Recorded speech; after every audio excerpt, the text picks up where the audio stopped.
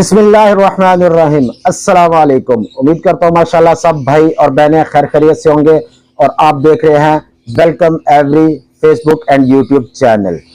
तो काफ़ी भाइयों के और बहनों के जो मुझे सवालात आ रहे थे और जो परेशानी देखने में आ रही है वो ये है कि जी रेड डाई जो चिक्स है वो कहते जी हमारे सरवाइव नहीं होते, तो हम इनको कैसे सरवाइव करें। अब रेड डाई में अल्बाइनो, क्रीमिनो, उसके अलावा पेल फेलो हो गया, एक्वा ऑफलाइन पेल फेलो हो गया, डन फेलो हो गया, जितने भी रेड डाई बर्ड हैं हम इनको सबको इकट्ठा ही कंसीडर करते हैं क्योंकि ये सारे ही रेड डाई हैं और ये वीक ब्लड होते हैं। ठीक है, आम जो हमारे दूसरे बर्ड होते हैं ब्लैक आई, उनकी निस्बत ये रेड आई जो बर्ड है ना ये कम सरवाइव करते हैं, इनकी डेड इन शेल और मरने की रेशो ज्यादा होती है।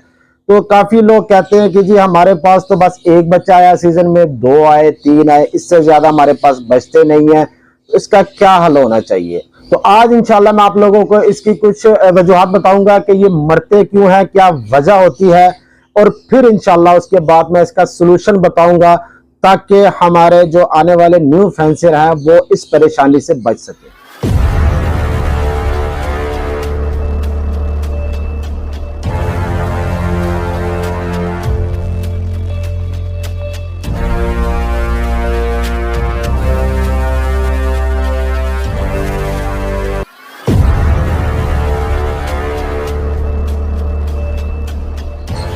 अच्छा, सबसे पहला नंबर जो आता है वो ये है कि हमने सबसे पहले क्या चीज का ध्यान रखना है, वो ये है कि आपने कभी भी red eye to red eye pair नहीं लगाना। ठीक है, मैं वैसे पहले भी बता चुका हूं, मैं आज आपको फिर बता देता हूं क्योंकि न्यू फैंसर भी बीच में होते हैं, उनको नहीं पता होता।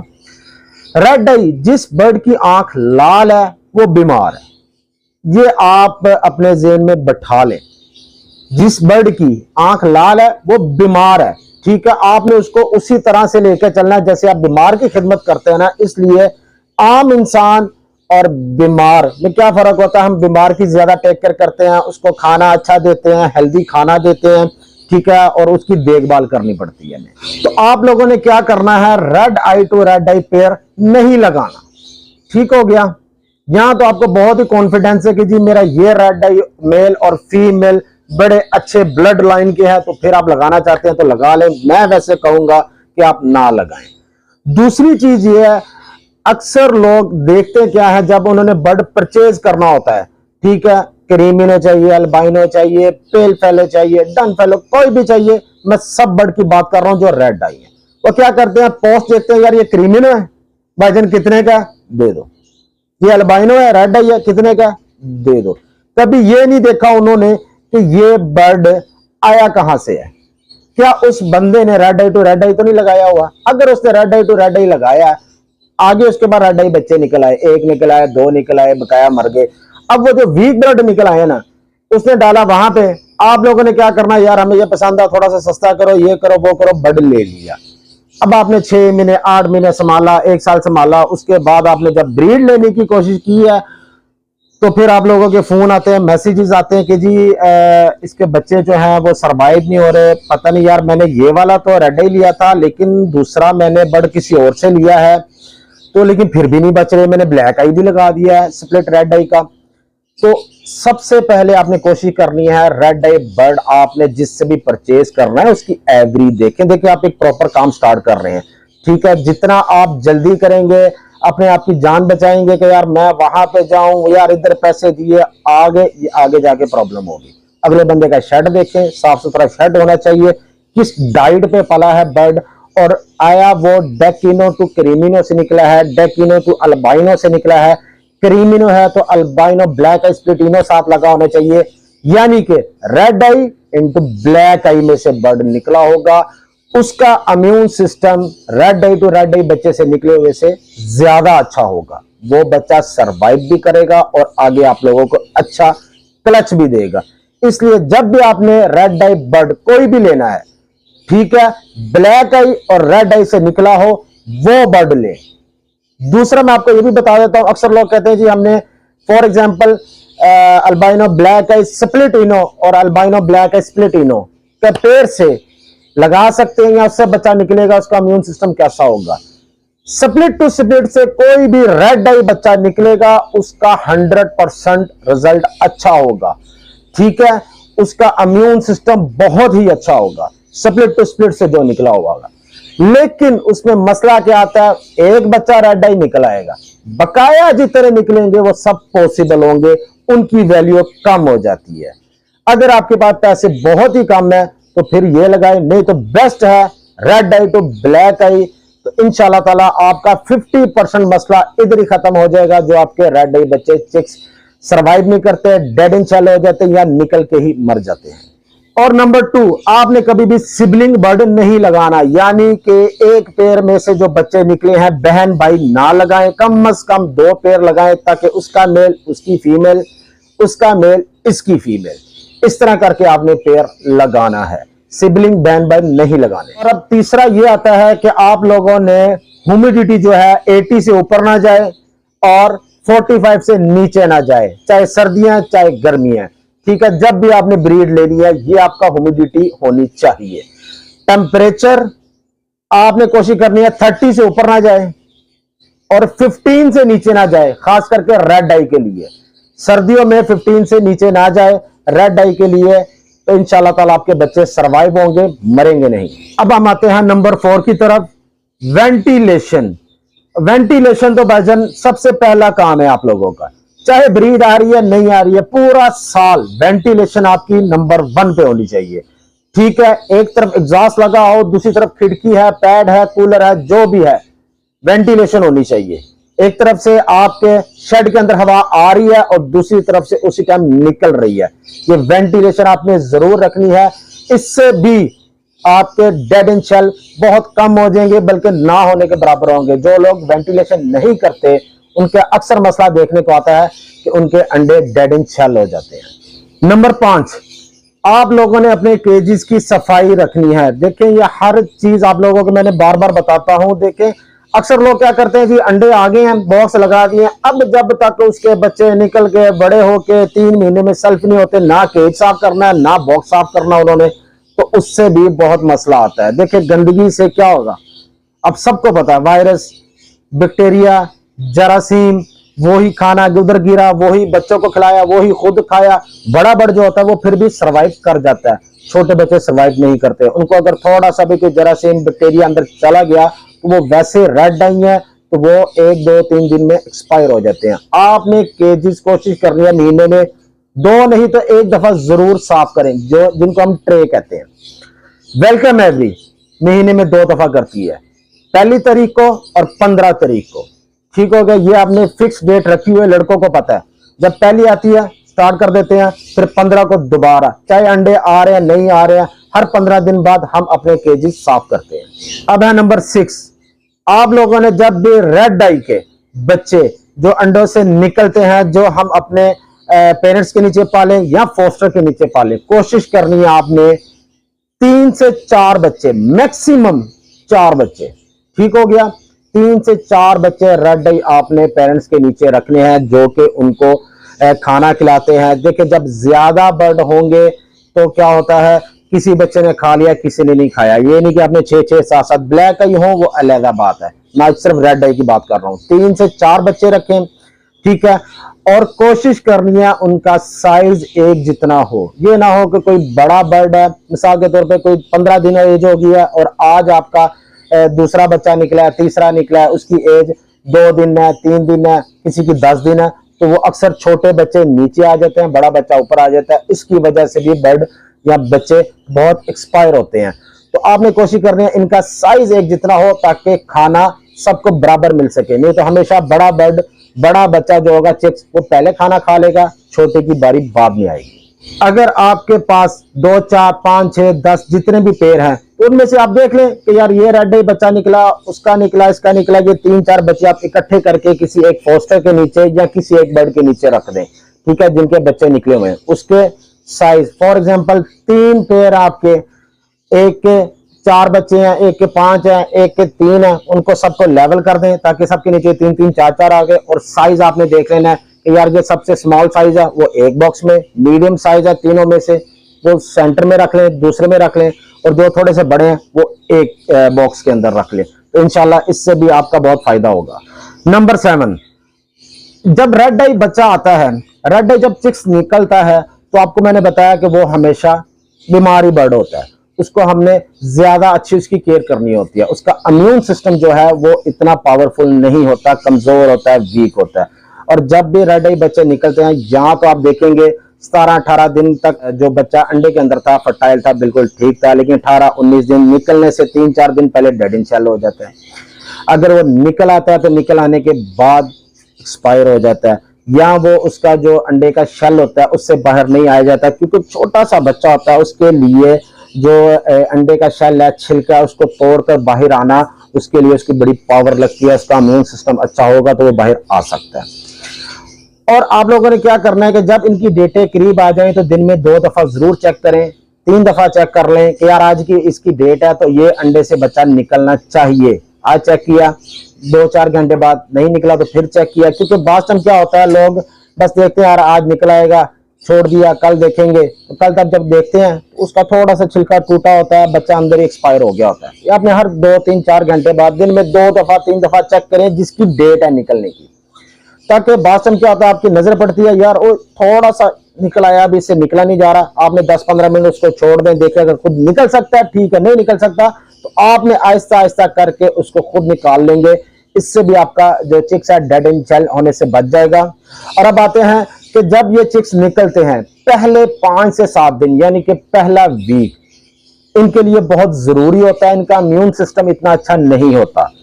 स्पार्क आपको किसी भी अच्छी शॉप से, बर्ड शॉप से मिल जाएगा, वहां से आपने ले लेना है। अगर तो पहले 5 से 7 दिन स्पार्क का आपने 1 ड्रॉप बच्चे के मुंह में डायरेक्ट डाल सकते हैं, दिन में 1 दफा, 7 दिन 7 दफा डालना है आपने। उससे क्या होगा, आपका जो चिक्स है उसका इम्यून सिस्टम बेहतर होगा। ठीक है, अगर आप उसको नहीं दे सकते या आपको थोड़ी मुश्किल पेश आती है तो वो जिस केज में रखा हुआ है, उसको जो पेरेंट्स है उनकी जो पानी आप उसको देते हैं उसमें आपने डेली 2 ड्रॉप स्पार्क के डाल देने हैं। ठीक है, अगर आप डायरेक्ट नहीं दे सकते तो, ताकि जब माँ बाप उसके खाएंगे पिएंगे उसको फीड कराएंगे, थोड़ा बहुत उसको भी जाता जाएगा। पहले 7 दिन आपने ये जरूर करना है। नंबर 8, अच्छा अब आप लोगों ने क्या करना है कि आपके जो चिक्स निकले हैं, पहला वीक हो गया या पहले 10 दिन 15 दिन जो आप लोग सॉफ्ट फूड देते हैं, बल्कि आपके जितनी देर तक बॉक्सेस लगे हुए हैं, आपने एक रूटीन बनानी है सॉफ्ट फूड की। अब आप सॉफ्ट फूड सुबह डालते हैं, दोपहर को डालते हैं, 12 बजे डालते हैं। कुछ लोग जॉब पे जाते हैं वो सुबह डाल जाते हैं, कुछ लोग वेले होते हैं मेरी तरह तो वो दोपहर को डालते हैं। तो इस तरह आपका जो भी टाइमिंग है वो आप लोगों को पता है।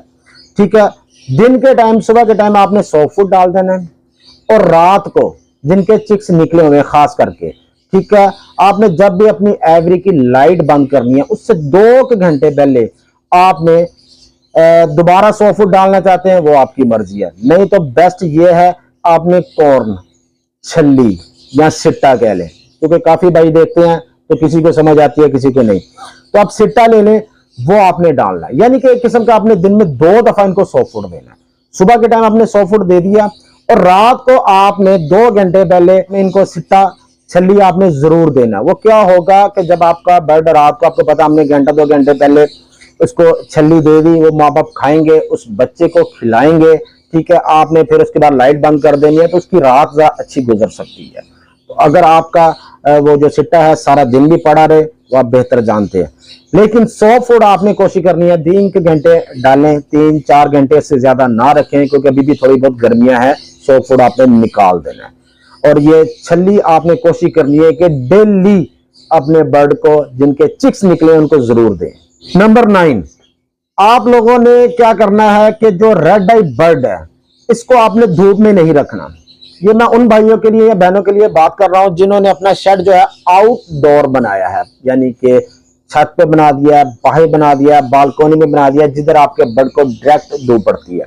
अब इसका जो रेड है ना उसको बड़ा इफेक्ट होता है। सूरज की किरणें कह लें, उसकी रोशनी कह लें, जब रेड आई बर्ड के ऊपर पड़ती है ना, तो एक तो आप गौर कीजिएगा वो जो रेड आई बर्ड है अपनी आंखें बार बार बंद करेगा, क्योंकि वो धूप में आंखें ज्यादा देर नहीं खोल सकता। अब उससे मसला क्या होता है, ठीक है, वो बर्ड डिस्टर्ब हो रहा है। डिस्टर्ब होने के साथ साथ क्या करेगा, वो खाना पीना छोड़ देगा, स्ट्रेस में चला जाएगा, कमजोर हो जाएगा, तो आगे वो खुद क्या अंडे देगा और क्या वो चिक्स निकालेगा, उसका इम्यून सिस्टम कमजोर हो जाएगा। कोशिश करें जो रेड आई बर्ड है ये इंडोर रखें आप, इनको डायरेक्ट धूप नहीं लगनी चाहिए, ठीक है, इनको इंडोर रखें। अब मेरा पूरा शेड है इंडोर है, धूप की जगह पे मैं उनको D3 डालता हूं, अल्हम्दुलिल्लाह मुझे कोई मसला नहीं आता। तो कोशिश करें रेड आई को आपने धूप में नहीं रखना। और ये मैं बड़े बर्ड की बात कर रहा हूं जो अंडे बच्चे दे रहे हैं, और जो चिक्स होंगे और उनको भी आपने कोशिश करनी है कि ये तो धूप बिल्कुल ना लगे, क्योंकि देखने में ये आया है, ये नहीं है कि आप धूप में रखा हुआ है तो ब्रीड एक बच्चा भी नहीं आएगा, लेकिन 50% से ज्यादा अच्छा रिजल्ट जो लोग धूप में ले रहे हैं उनका अगर 50% रिजल्ट आ रहा है, और जो लोग इंडोर ले रहे हैं उनका मैंने देखा है 70 to 80% अच्छा रिजल्ट आता है। तो बेहतर यह है कि आप इंडोर रेड आई की ब्रीड कराएं, इंशाल्लाह आपको बहुत फायदा होगा। नंबर 10, आप लोगों ने क्या करना है, जब हम बॉक्सेस लगाते हैं पहला क्लच आ जाता है, उसके बाद आपने दूसरा क्लच लेने के लिए नेस्टिंग जरूर चेंज करनी है। अक्सर लोग बड़ी गलती करते हैं इसमें कि जी एक में जब अंडे बच्चे निकल आए बड़े हो गए तो उन्होंने क्या करना है जी, वो बच्चे सेल्फ किए और दोबारा थोड़ी बहुत नेस्टिंग अंदर डाल दी ताकि दोबारा कर लेंगे। इस तरह ये काम आपने नहीं करना। कोशिश करें अगर आपने अंडे फोस्टर भी करने हैं, ठीक है, फोस्टर भी करने हैं तो नेस्टिंग चेंज कर लें यार, ना उसमें इतना पैसा लगता है और ना ही इतना टाइम लगता है। जो पहले बच्चे होते हैं उन्होंने अंदर ड्रॉपिंग भी करनी होती है, बीट भी करनी होती है, उससे भी बैक्टीरिया जरासीम वायरस पैदा होता है, और जिसकी वजह से क्या होता है आपके वो वाले बच्चे तो चले सेल्फ हो गए। अब अगले जो अंडे आ रहे हैं, अंडे भी अगर आप गौर करेंगे उसमें छोटे छोटे मसाम होते हैं, वो ऐसे छोटे छोटे बैक्टीरिया ऐसे होते हैं, जरासीम कह लें आप, कि वो अंडों के जो मसाम है उसके अंदर चले जाते हैं, जिसकी वजह से आपके अंडे भी डेड इन शेल हो जाते हैं, और अगर बच्चे उसमें से निकल आते हैं तो वो बच्चों को भी नुकसान पहुंचाते हैं, ठीक है, और जिसकी वजह से आपका बच्चा आप देखेंगे यार अच्छा भला निकला था, एक दिन बाद 2 दिन बाद एक्सपायर हो गया। फिर वही बात आती है, आपने अपनी एवरी, अपना शेड, अपने केजेस और अपने बॉक्स ये आपने बिल्कुल साफ सुथरे रखने हैं। ये जितनी चीजें मैं आपको बता रहा हूं ना, अगर आप ये सारे करेंगे ना तो इंशाल्लाह ताला आपके पास इस सीजन में पिछले साल से अच्छी ज्यादा और ब्रीड आएगी, और इंशाल्लाह इसमें कोई डेड इन शेल और बच्चे भी नहीं मरेंगे। अब हम आते हैं नंबर 11 की तरफ, नंबर 11, कि आप लोगों ने जो भी ब्रीडिंग फार्मूला यूज कर रहे हैं या करना चाहते हैं उसको आप स्टार्ट कर दें, और बॉक्सेस भी अल्लाह का नाम लेकर अपने घर में आपका जो भी कोई बड़ा है, ठीक है, उनसे दुआ करा के अपना बॉक्स आप लगाएं, क्योंकि अल्हम्दुलिल्लाह अब इसके इंशाल्लाह ताला मौसम ठीक हो गया है। आज आप बॉक्स लगाएंगे तो 15-20 दिन बर्ड भी ले जाएंगे आपके आगे, क्योंकि उन्होंने अभी सारा कुछ देखना है, बॉक्स लगने हैं, नेस्टिंग होनी है, तो वो उनको अंदर आते जाते क्रॉस करते 15-20 दिन लग जाएंगे आप लोगों को। तो आप लोग आज से बॉक्स लगा दें, इंशाल्लाह ताला आने वाला वक्त अच्छा आएगा। अच्छा, मैं आप लोगों को फिर एक चीज आखिर में बताना चाहूंगा कि आप लोग जो भी फार्मूला डाल रहे हैं डालें, कोशिश करें कि जो भी मेडिसिन है उससे बचें, ठीक है। एक तो जब भी आप, अक्सर लोगों में देखना क्या आता है कि जो उनको वो मेडिसिन दे रहे हैं वो थोड़ी सी ज्यादा हो जाए तो आप लोगों को पता है लूज मोशन लग जाते हैं, और जो छोटा चिक्स होता है वो आपका एक आधा दिन भी नहीं निकालेगा, ठीक है। अल्हम्दुलिल्लाह मेरे पास, मेरे ख्याल से मैं भूल गया हूँ, मुझे याद भी नहीं है कब मेरे बर्ड को लूज मोशन लगे थे, बीमार हुए थे, क्या मसला हुआ था, क्योंकि अल्हम्दुलिल्लाह मैं ऑर्गेनिक फार्मूला डाल रहा हूँ। ऑर्गेनिक फार्मूले से ये होगा आपका चिक्स है या बड़ा ज्यादा कम हो जाए बर्ड को कभी नुकसान नहीं होगा, ठीक है। इसमें से हर्ब्स वो अपने चिक्स को दें, डाइट आपने अच्छी देनी है। इसमें अगर आपने सोचा कि यार इसमें मैं पैसे बचा लूं, मैं बस हल्की सी, क्योंकि मेरी अक्सर लोगों से बात होती है, वो कहते जी यार एक वो सस्ता सा है, मैं वो डाल लेता हूँ, थोड़ा सा वो डाल लेता हूँ, वो कर लेता हूँ, तो भाईजान फिर आगे रिजल्ट भी वैसा ही आता है, ठीक है। आपने क्या करना है, अच्छा डालें, जौन सा भी डालें, मैं ये नहीं कहता सिर्फ मेरा ही डालें, अल्हम्दुलिल्लाह जो लोग मुझसे ले रहे हैं उनका बड़ा अच्छा रिजल्ट आ रहा है। और अगर आप लोगों ने भी लेना होगा, मैं नीचे खालिद महमूद साहब का नंबर दे दूंगा, जिससे भी ऑर्गेनिक फार्मूला चाहिए वो खालिद भाई से राब्ता करें। ये आज मैंने जो आप लोगों को सारी चीजें बताई हैं ये खुद मैं अमल करता हूं, फिर मैं लोगों को बताता हूं, तो इंशाल्लाह ताला उम्मीद है अल्लाह ताला आप सब भाई और बहनों के हक में बेहतर करेगा, और ये सारी चीजें आपने अप्लाई करनी है, तो इंशाल्लाह ताला आपके पास डेड इन शेल और ये जो रेड डाई का मसला है ना कि हमारे रेड डाई चिक्स नहीं बचते, इंशाल्लाह सारे सरवाइव करेंगे। इसके साथ ही मैं इजाजत चाहता हूं। वेलकम एवरी को अपनी दुआओं में याद रखें। इंशाल्लाह फिर नेक्स्ट जल्दी मुलाकात होगी किसी अच्छी टॉपिक के साथ। अस्सलाम वालेकुम व रहमतुल्लाह।